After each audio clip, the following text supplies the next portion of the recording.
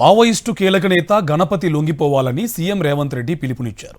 గణపతి ఆరోగ్య పరిస్థితి బాగోలేదు, ఆయన ప్రాణానికి రక్షణ కల్పిస్తామని హామీ ఇచ్చారు సీఎం రేవంత్ రెడ్డి. ఇంత పెద్ద ఎత్తున ఆయుధాలతో మావోయిస్టులు లొంగిపోవడం ఇదే తొలిసారి అని వెల్లడించారు. లొంగిపోయేందుకు సిద్ధమైన మావోయిస్టులకు నమ్మకం కల్పిస్తున్నామన్నారు. శాంతియుత వాతావరణంలోనే సమస్యలను పరిష్కారం చేసుకుందామన్నారు సీఎం రేవంత్ రెడ్డి. కేంద్ర ప్రభుత్వం సూచన మేరకు తెలంగాణ రాష్ట్ర ప్రభుత్వం విజ్ఞప్తి చేస్తుంది. ముప్పాలపు లక్ష్మణరావు గారు అలియాస్ గణపతి గారితో సహా, ఎందుకంటే కొండపల్లి సీతారామయ్య గారి తర్వాత నక్సలిజంలో అంత గుర్తింపు, ప్రజల యొక్క గుర్తింపు ఉన్న వ్యక్తి గణపతి గారు. 75 సంవత్సరాల పైగా వారి వయసు ఉండొచ్చు. వారి ఆరోగ్య పరిస్థితి కూడా బాగలేదని మా అధికారులు నాకు చెప్పడం జరిగింది. వారి ఆరోగ్యానికి, వారి ప్రాణానికి వారు సరెండర్ అవుతే తెలంగాణ ప్రభుత్వం పూర్తిగా రక్షణ కల్పిస్తుంది.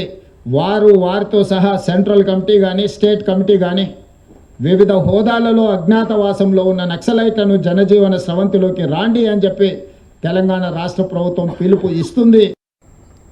ఈ ప్రభుత్వము వాళ్ళ ప్రాణాలకు ఎలాంటి హాని కలగకుండా వాళ్ళ ఆరోగ్య భద్రత విషయంలో, ఆర్థిక వెసులుబాటు విషయంలో, జనజీవన స్రవంతిలో కలిసిన తర్వాత వాళ్లకు జీవించడానికి అవసరమైన వసతులను ఏర్పాటు చేయడంలో ప్రభుత్వం సంపూర్ణంగా సహకరిస్తుంది. ప్రభుత్వం వాళ్ళను ప్రత్యేకంగా గుర్తిస్తుంది అని ఒక నమ్మకం కలిగించి ఈనాడు ఈ 130 మంది నక్సలైట్ల సరెండర్ కార్యక్రమంలో ఈ అధికారులు ప్రత్యేకమైన కృషి చేసిండ్రు. శాంతియుత మార్గాల ద్వారానే ప్రజా సమస్యలకు పరిష్కారం దొరుకుతుందని బలంగా విశ్వసించే దేశము భారతదేశం. మిగిలిపోయిన సెంట్రల్ కమిటీ మెంబర్స్ కానీ, స్టేట్ కమిటీ మెంబర్స్ కానీ, ఇంకా అజ్ఞాతంలో జీవితం గడుపుతున్న నక్సలైట్లకు తెలంగాణ రాష్ట్ర ముఖ్యమంత్రిగా నా పిలుపు, మీరందరూ కూడా జనజీవన స్రవంతిలోకి రాండి. ప్రజలతో మమేకమై ప్రజా సమస్యల్ని ప్రభుత్వం దృష్టికి తీసుకురండి.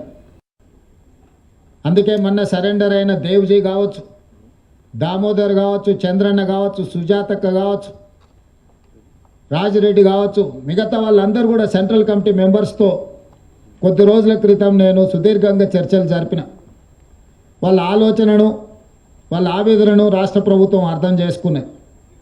వాళ్ళు కొన్ని ప్రతిపాదనలు తెలంగాణ రాష్ట్ర ప్రభుత్వం ముందుకు తీసుకొచ్చింది.